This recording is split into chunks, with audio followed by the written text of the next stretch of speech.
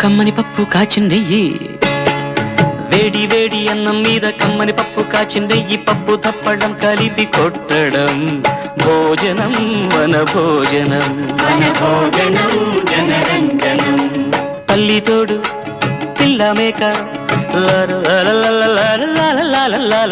తల్లి తోడు పిల్ల మేక ఆలు మగలు అత్త కోడలు బాసు బంటూ ఒకటేనంటూ కలవడం భోజనం